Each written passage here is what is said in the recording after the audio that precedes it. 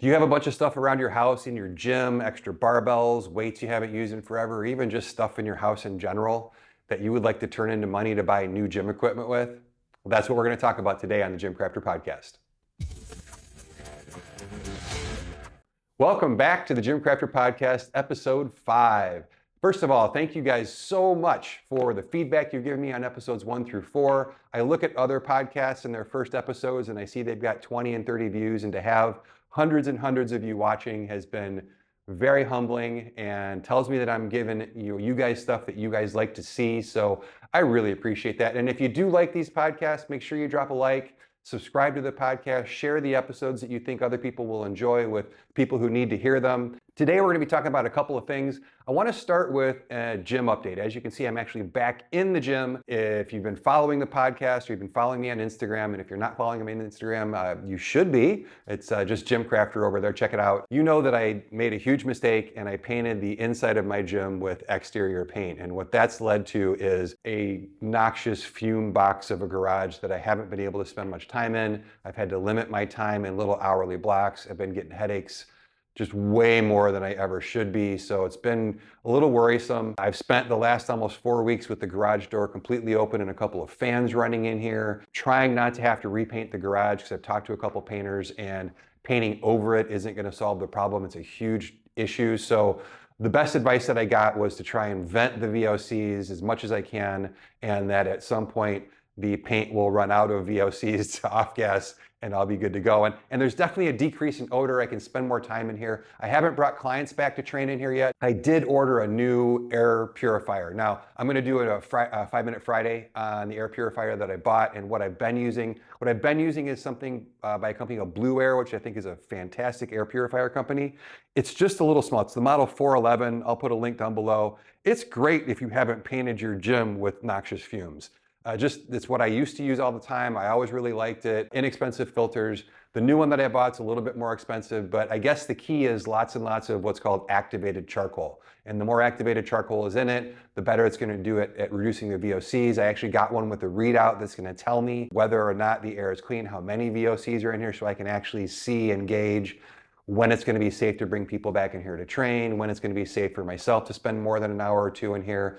But that's the status on the paint. As far as the gear goes, I'm sitting in an open area. This is actually where my X3 Titan rack used to be. Kind of sad to see that thing go, but we'll talk about that more later on in the episode.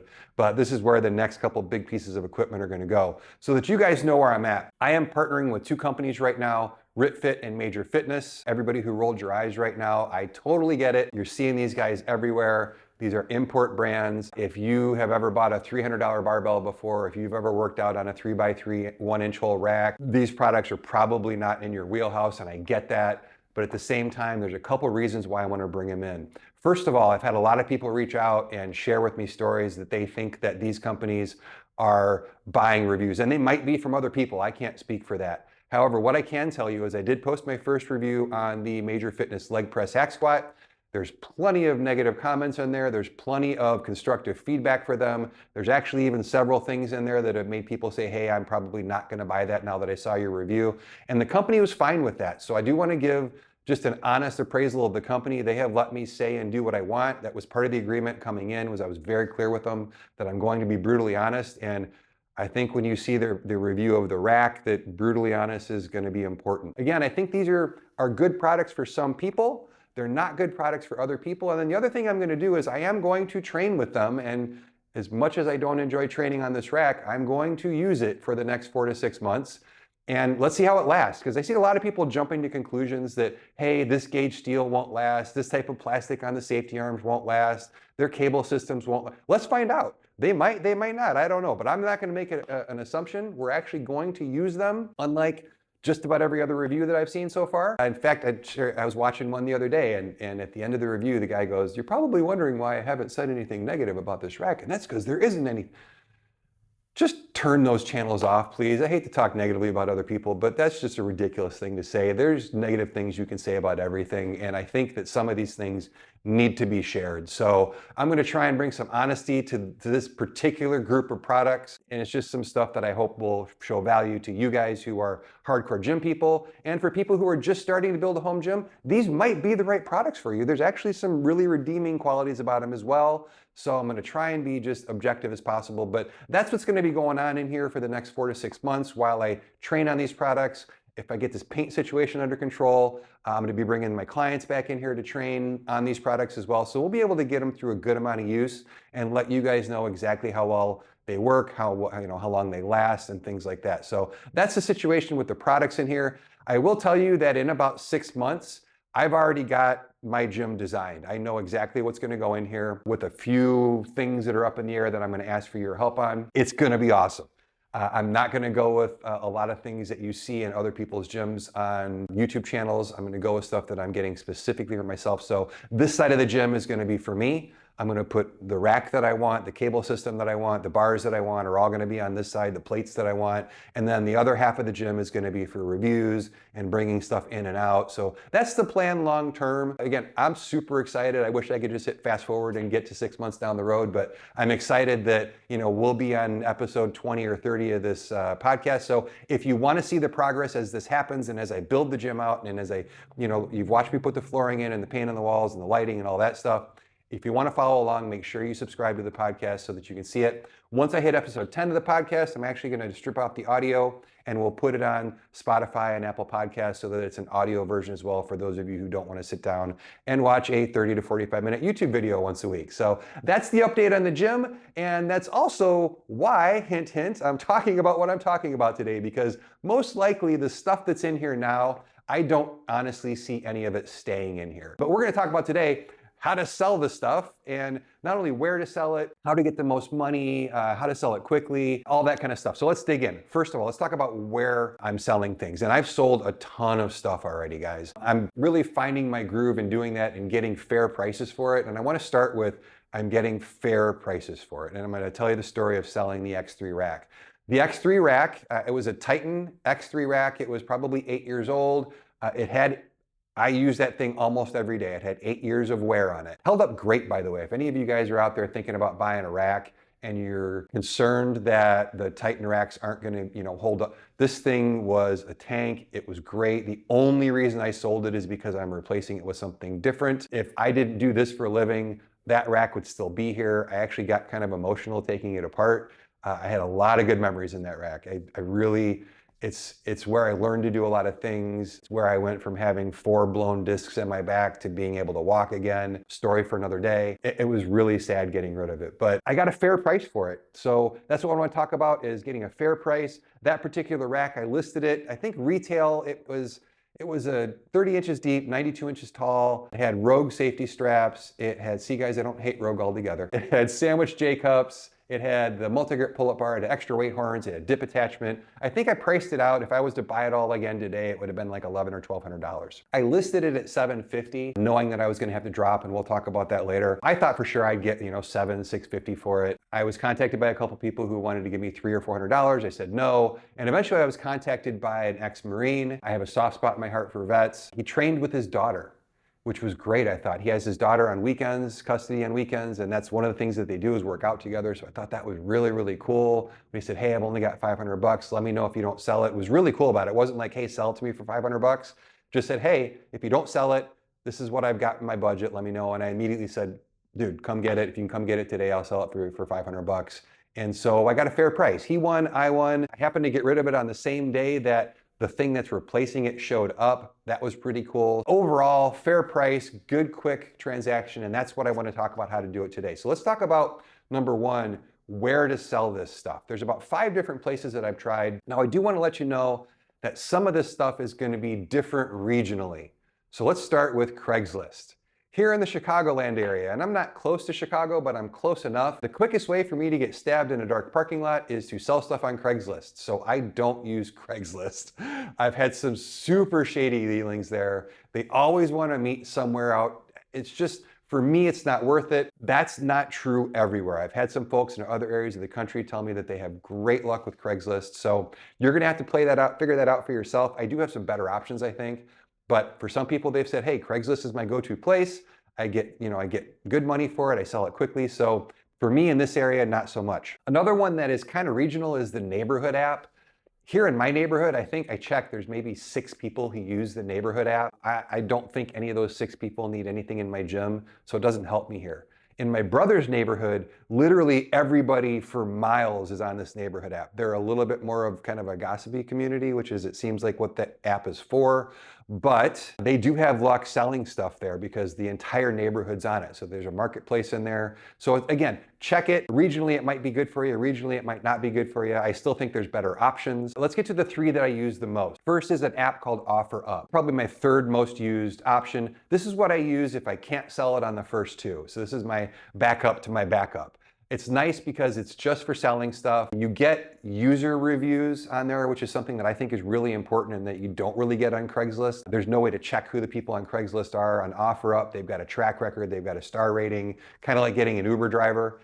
So I do like that. They're typically people who are flipping things, at least in this area. So you're gonna end up selling things probably for less than you want when you have to move. But for me, that's because I couldn't sell it on the first 2, so I'm already dropping the price anyway. So OfferUp is a good place to do it. It's an easy to use app. It's available on Android, it's available on iOS. So again, it's a good backup. My first most used backup is eBay, and you select the delivery method as local pickup only. Now I use eBay for some other stuff in this process, which we'll talk about. If you mark it as local pickup only, I believe it only shows the listing to people who are in your area, and then they'll come to you, and again, you can see seller reviews, and the whole transaction is done on eBay, which has positives and negatives, which we'll talk about. That's a good place to go as a backup for me. I think the more densely populated area you live in, the better that's gonna work for you. But eBay gets a ton of traffic, so it gets your product in front of a lot of people that it wouldn't maybe be in front of another way. Now, my first choice and the place where I've sold almost everything so far is Facebook Marketplace. There's some things that I like about Facebook Marketplace, but you get to see who's buying stuff from you. You get to transact off the site. So while eBay is nice because the financial transaction happens on the site. So if you're uncomfortable with people coming and giving you cash or sending you payment electronically, and you just want a kind of an insurance policy that transaction is going to go well, eBay is probably going to be your first choice.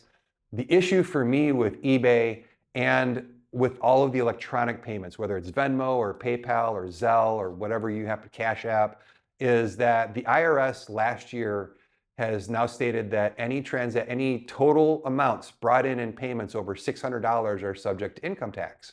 And those payment platforms are going to send you a W-2, W-9, whatever it is. The issue with that is, and I've had friends where they'll go out and they'll pick up the tab for a giant dinner, and then all of their buddies will Cash App them the repayment. And if that adds up to more than $600, all of a sudden, they're gonna tax that as income. And to me, I don't think that that's right. The nice thing for me about Facebook Marketplace is, with just a couple of exceptions, I've asked for cash and people have brought cash. So it's nice, you're not getting taxed as income. It shouldn't be taxed as income in my opinion. I'm not a tax lawyer. That's one thing I really like about Facebook Marketplace. Another thing that I really like about Facebook Marketplace is, when Facebook first came out, it was a bunch of college kids. That's what it was for. And nothing against college kids, but I prefer to deal with mature adults. And at this point, like, my mom uses Facebook, right? And that seems to be the client base. It seems to be, for the most part, with a couple of exceptions, it's been really good people. I've had really good interactions. They show up on time. They're punctual, which is showing up on time. They've paid in cash when I asked them to. They don't haggle too much. So it's been really nice to deal with those people. Now, you have to screen out a bunch of yahoos before those people show up at your house. And yes, there's some back and forth you got to go through. But on the whole, I've had a great experience with Facebook Marketplace. For the yahoos, for people, and I sold a bunch of my old flooring. So in my old gym, I had a bunch of flooring tiles, and they don't interlock with the flooring I got from Ashton at Freedom Fitness. So I just bought all new flooring, and I picked up the old, I think it was like 110, 112 square feet of rubber tiles. I listed it for $250. I got $250, by the way, like 2 days after I listed it, from these literally two little old ladies who needed it for their church gym. It was just a great interaction. The first response I got was, "Give me your address." I'm like, no, I'll give you $100. And I just said, "Hey, I don't feel comfortable dealing with you. I don't feel comfortable with how you're communicating. I'm gonna pass on dealing with you at all. and I just muted the conversation and I was done with that guy. That's a really nice thing, is you don't have to deal with people who make you feel uncomfortable. With eBay, if they click buy, that's who you're selling it to. With Facebook Marketplace, if I get kind of a hinky feeling about somebody, I just am not going to deal with them. Either not. Now, you have to reply because it does affect something back end about your seller rating, or I'm not sure how it all works, but you want to reply to everybody. A, because you don't want to be a jerk. B, because it does help you sell things faster when Facebook sees that you're replying. But you can mute those people, and that tells Facebook, hey, all right, I answered, but I don't want to deal with that person. So that's something that I really like about Facebook Marketplace. Two more things that I like. Number one, I sell really quickly on Facebook Marketplace. I'm always amazed. And again, I'm in more of a highly densely populated area that may be different where you live, but I've been selling things really quickly. Now there's a few things, and I'm gonna go over some categories of what sells. In fact, just do this right now. I'm gonna tell you right now, barbells are hard to sell. Weight plates are hard to sell. Those are two things, there's just a glut of them. So unless you're willing to really give them away, you're not going to sell them fast. And even if you try and give them away, you may still not sell them fast. It's going to be important to understand that different categories of things sell faster. Benches seem to go pretty quickly. The rack went pretty quickly. The flooring went pretty quickly. Dumbbells go really quickly. Weight plates, especially iron plates. Iron plates are pretty much worthless on Facebook Marketplace and other places. And then off-brand barbells. And really off-brand anything. Let's just give you the tip right now. You're going to find that if you bought your entire gym on Amazon, you're going to have a hard time selling it for more than just a couple bucks anywhere, regardless of the app that you use. People don't want to buy off-brand stuff used. They want to buy name brand stuff used. Rogue barbells will go quicker and for more money than an X-Mark barbell that you can only buy on Amazon. And I know there's some X-Mark fans out there, but it's a no-name brand, guys. It's an Amazon-only brand. I know they're making a push right now, but you know, if you're doing that stuff, your Synergy is another one that was on Amazon only for a while. Those barbells don't really sell for that much on the used market. So as you're looking at buying new stuff, if you stick with Rep Fitness, if you stick with Rogue, if you stick with Bells of Steel, if you stick with Fringe Sport, if you stick with name brands, you're going to be able to sell these things for more and upgrade down the road, which is something fun. Is typically the name brand stuff holds its value. But on the whole, outside of those categories, Facebook Marketplace tends to sell things pretty quickly for me. And then the last thing that I like is that if you have a good seller profile, which I do at this point, I've got a lot of 5-star reviews. People have said nice things about me, thankfully. I just list, you're coming to my house. I had somebody drive, I sold a Titan multi-grip bar. You may have seen the review. It even had like this piece of metal rattling around in the end. They drove from DeKalb, which is an hour and 45 minutes away, to buy a bar that I was sold for $40. If you have a good seller profile, people will come to you. I haven't had to leave my house. I haven't had to meet Craigslist people in a dark parking lot. So those are the things that I like about Facebook Marketplace. I'm not a shill for Facebook. I don't make $1 if you sell something on Facebook. That's where I'm selling everything, and that's where I'm having the best luck at getting fair pricing and getting rid of things pretty quickly. So that's what I would recommend.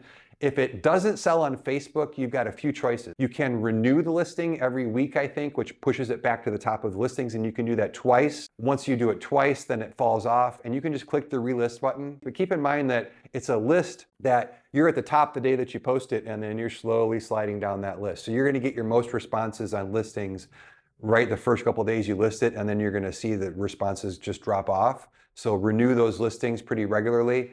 But that's kind of a nice thing to have the ability to do, as opposed to some other ones where you've got to rewrite the entire listing, or they don't renew it for you, or so forth. So those are the things that I like about Facebook Marketplace. I'm getting good money. People are coming to me. I'm selling it quickly. I don't know what else you can ask for when you're selling your used gear. Tip number one, and as I've looked at used gear on these sites, you got to do a couple of things. Number one, you have to clean your gear. You've got to clean it up. You've got to make it look as good as possible. Take the time and clean the rust off of your barbell. Get yourself a Barbell Rescue cleaning kit with the oil, the cloth, and the brush. It's 50 or 60 bucks for that. You will absolutely get your money back if you're selling barbells. You're going to be able to list it for more money. You're going to get more interested parties. You're going to sell it faster, and you're going to be able to get more money in the long run. So clean everything. That means turn it upside down. Clean the dust off of the bottom. Any moving parts, you've got an adjustable bench. Oil that hinge so it doesn't squeak. Do whatever you can. Fix the trim on the seat. If there's trim coming off, reattach the trim. Do everything you can to make this stuff nice. I see so many people who just throw stuff on eBay or they throw stuff on Facebook Marketplace and it just looks like a giant pile of junk, and you see that it's been listed over and over and over and over and over and over again, it's never gonna sell, guys. People are leery about buying used stuff in the first place. If it looks like junk, they're just not gonna buy it. Number two, make sure that it works. If you're selling a treadmill, make sure the incline works. Make sure that all of the control panel works. If you're selling an adjustable bench, make sure that the pop pins work. Make sure that the ladder system works. Make sure that everything is tightened down and it works well. If you're selling a barbell, lubricate the sleeves so that they spin without making grinding noises, right? Do what you can to make sure that everything works. If you're selling something with a cable system, make sure that the cable system is cleaned and lubricated. Whatever you need to do to, make sure that it works well. If you do those two things, that's going to go a long way towards selling things for a fair price and selling them quickly. And once you've got it cleaned up, now it's the fun part. What do you sell this stuff for? And that's a really hard question to answer. So I want to kind of go through my process of pricing things, and hopefully that'll help you when you're pricing your stuff. Number one, what you paid has nothing to do with what it's worth. Let me repeat that because it's really important. What you paid has nothing to do with what it's worth. Your stuff is only worth what people are willing to pay for it. So if you bought an off-brand rack for $1,800, don't expect to get $1,600 for it on the used market. People aren't willing to pay that for a used off-brand product. If you bought your entire gym on Amazon and they're all brands nobody's heard of, I don't care what you spend on it, it's not worth even close to that. The one thing you don't do is you don't look at what did I pay for it. Now, when you write the listing, in order to get more money for it, you're going to want to make sure you include this is what retail price is. You want to make sure people understand what you did pay for it or what they could buy it for new today. But as far as what you're going to price it at, what you paid for has nothing to do with it. So what does it have to do with?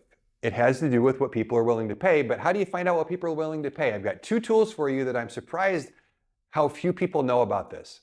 The first place I go is on Facebook Marketplace, and I type in as a buyer what I'm trying to sell. If I'm trying to sell a rep barbell, if I'm trying to sell a rep fitness bench, if I'm trying to sell a Titan rack, I type that in and I search for it.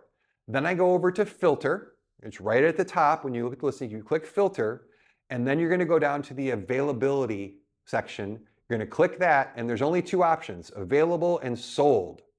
Click sold, because now you're going to see all of the listings and what they sold for. Now, on Facebook Marketplace, it's a little bit deceiving because it's going to show you the listed price at the time that it sold, but because the transaction doesn't take place on Facebook, it's not usually the actual price that it sold for. Typically, if you look at my listings that have sold, like that rack was listed at $750. I sold it for $500.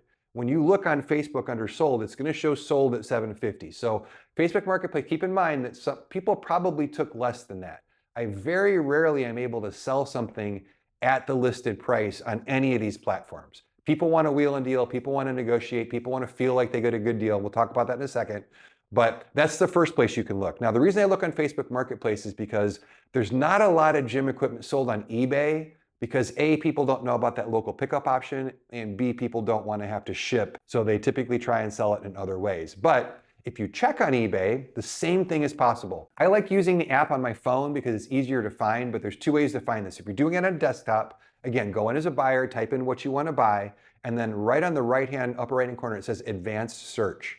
And once you click in there, you're going to be able to go in and click to look at sold listings. Again, I see people do this all the time. They look on, my parents do this all the time. They go, I found this thing in my basement, and according to eBay, it's worth $5,000. Well, that's what people are asking. When you click sold, you see that it sold for $2.50 the last time one sold.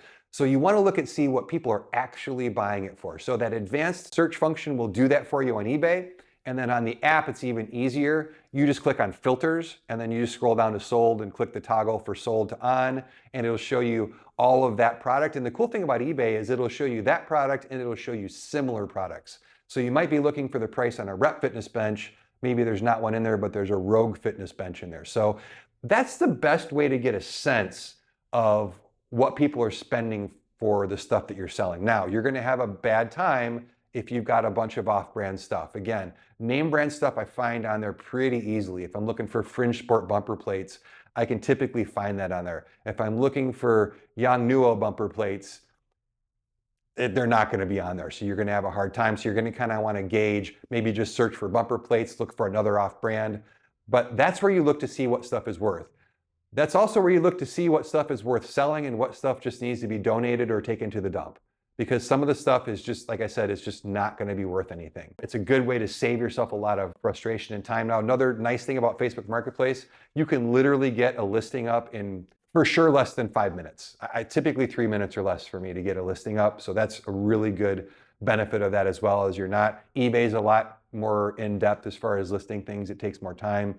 Facebook Marketplace, not so much. But that's two ways that you can see. Look on eBay, look on Facebook. Outside of that, you kind of got to be willing to take at least half of retail. What I found is that if you're, if something retails at $1,000 and you're trying to get 800, unless you found evidence in those search functions that it's been sold for 800, you're probably looking at $500 to actually get it out of your house.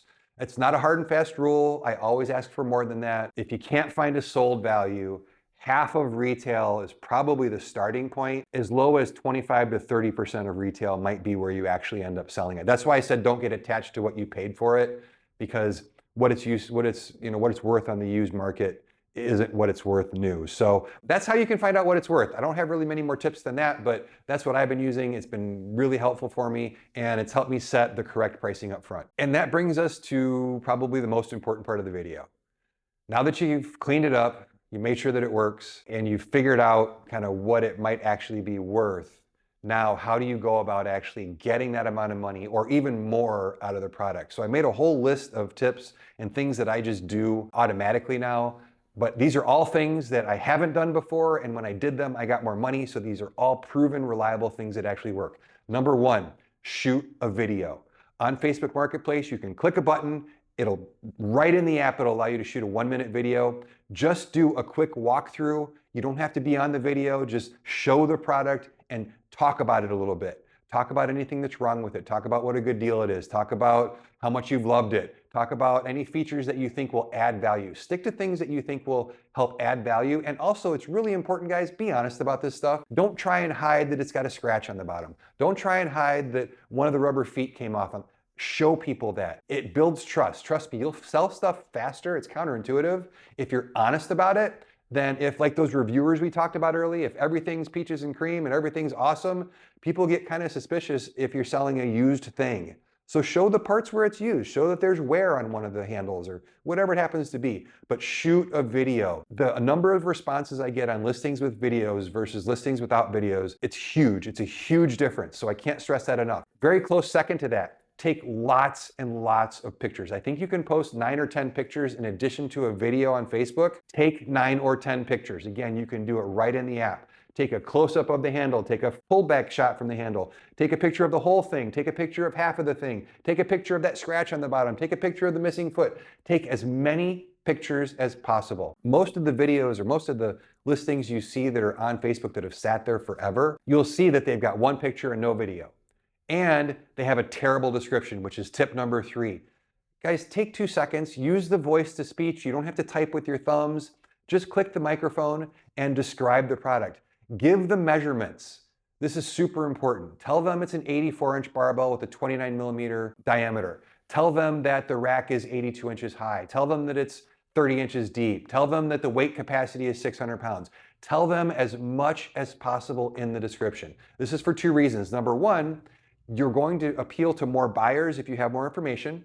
Number 2, you're going to save yourself a lot of headaches, because I promise you, if you don't do that, you're going to get a million messages. How tall is it? How deep is it? How tall is it? How deep is it? How tall is it? It's crazy. So the better of a description you can make, the quicker you'll sell it, but the easier you'll make this process on yourself. I promise you, the first time you decide to go lazy on the description and go adjustable weight bench, you're going to remember what I'm saying right now, and you're going to go, oh, that's why he said to be detailed in the description. I mentioned this before, but list what retail is. Not because that's what you should think you should get for it, not because that determines the price, but you want to build value in a customer's mind so that people go, oh, that's what those things cost. You would be shocked at what some people think weight benches cost, for example, because the only weight bench they've ever seen is in the aisle of Walmart sports section. right? So they think weight benches cost $60. Well, if they're online looking at a Rep Blackwing, they're gonna go, this guy wants $500 for a weight bench, but if you show the retail price on this bench is $649 or $699, whatever the Blackwing sells for, or $799, I forget, then that automatically, you're gonna screen out a lot of customers that you don't wanna deal with, right? You're gonna screen out the people who go, I'll give you $60. Now you're still gonna get some of those people, but if you list the retail price, you're gonna raise the value in people's head, and you're going to eliminate some of these customers who are never gonna buy that product in the first place. So just be honest, list the retail price. The next part of building value is people want to feel like they're getting a deal. That's why they're shopping for used stuff, all right? Just expect it. For the longest time when I sold stuff on Facebook, I used to put this really terrible comment that said, price is firm, don't ask me for a discount, all messages asking for a better price will be ignored. Well, I got no messages. Number one, you come across as a jerk. Number two, people want to feel like they get a good deal. And I'll give you a great example. So if you've ever shopped for TVs, Samsung does something on their, and for those of you who don't know, I sold retail electronics and appliances for 30 years. TVs, especially Samsung's the worst at this. They'll come out with a 60-inch TV where the retail price is $59.99, but it's on sale until June 29th for $12.99. Guys, Samsung has never sold that TV for $59.99. They've never sold that TV for anywhere close to $59.99. It's never been $59.99 anywhere in the world. It's a completely fake price. It's there so that people can go, wow, it's $4,000 off. How many times have you had somebody that you know, or maybe you, go, oh, I bought it because it was $400 off. For those of you who, you know what, for those of you who shop Black Friday pricing from certain websites, which I'm not gonna call out, but I would really like to, if you watch their web pricing from September to October, you'll see their web pricing going up. The barbell that was $300 goes up to $350 to $375 to $399 to $450, right? And then it sits at $450 for 2 weeks before Black Friday, and then all of a sudden on Black Friday it's on sale for $300. It was always $300. It's just the perception. People don't want a deal as much as they want the perception of a deal. It's a very long-winded Tim-style way of saying, list the product for higher than you're willing to take. If you want to get, like that rack, I thought I was going to take $600 or $650, so I listed it at $750, knowing that I'm going to have to drop my price. People want to play that game. It's annoying. I don't like doing it. I spent 30 years of my life haggling. I don't want to do it anymore. So I get it if you don't want to do that. But if you want to get as much as you can out of your product, you've got to start at a little bit higher price. Now, you don't want to start at so much of a higher price that people think that they're not going to get a good deal on it. So like that Titan rack, if it retails at $1,100 and I go, oh, $950, that's too high, right? That's way too high. It's got to at least appear like a deal right off the top. So I thought $750, and I was willing to drop it in the next week to $700, $699. That's another one, by the way, guys. Don't list something for $750, list it for $749. It just works. Don't question why it works, it just works. Don't list something for $400, list it for $399. Odds are when you're getting cash, they're gonna give you that extra buck anyway, but that's beside the point. Don't list it so high that people are shied away from the listing, but list it low enough to where they think they're gonna get a good deal and that they can haggle you down to where they wanna be, and unknowingly to them, that's also where you wanna be. Don't list it at your rock bottom price, which is my next tip. Figure out your rock bottom price. What is legitimately the least you're gonna sell this thing for? And stick to it. Somebody may offer you, if somebody came and offered me $400 for that rack, I would have said no. I'm not willing to sell it for $400. Come up with your rock bottom price as well, and then be willing to be patient, which is the next thing. Now you're gonna have to balance, for me, I was kind of in a hurry to sell a lot of this stuff, so I priced it to go. The flip side of that is you do have to be patient. You do have to be willing to wait just a little while to sell the stuff. And that's why you can renew the listings on Facebook Marketplace. That's why you can relist. Be willing to wait a little while. Keep in mind that the person who is looking for a 6-post Rogue Fitness rack may not be looking in the next week. So you want to list it and be patient. So that's some of the tips for getting it, a fair price. And again, I want to reinforce the fair price thing. Don't try and gouge people. Don't try and get mad at people because you think it's worth more. It's worth what it's worth. I always use this as a gauge. If both people feel like they won, it's a good deal. If both people feel like they kind of lost, it's a good deal, right? What you don't want is you don't want where one person wins and the other person loses. You either both have to win or you both have to lose, which if you think about it is the exact same thing, right? That tells you that you're probably at a pretty good, if you're ever negotiating anything and you come to an agreement and either both parties are happy or both parties are unhappy, it's probably a pretty fair agreement, and that stays true for pricing on this used gear. Now, I know a lot of you guys out there have sold a lot of fitness equipment. There's some of you that I follow on Instagram where it seems like your stuff is like a rotating door. You've got stuff new, you've sold stuff that's old. What are the tips that I missed? What are the things that I didn't, kind of go over right? What are some products that you think are worth more than people are asking? What are some products that you think really aren't worth anything anymore and people shouldn't buy in the first place? Let us know in the comments. As usual, I'll go ahead and pin a comment putting the best tips and techniques and strategies for people so that as people in the future watch this podcast, they can look down in that comment and see some things that I missed, some things that I was wrong on. But that wraps up how to sell your used gear. Hopefully you can take this and buy some really new sweet stuff. If you do buy some new sweet stuff, I always have affiliate links in my videos and on my website. That's how I run this ship. That's how I keep in business. That's how I'm able to spend all day trying to get paint fumes out of my garage and not have to go to a 9-to-5. So I always appreciate it when you guys use that. And like I said before, I always appreciate the comments, the likes. The number of viewers on this has been fantastic. So thank you so much again. And until next Monday, I'm Tim with GymCrafter.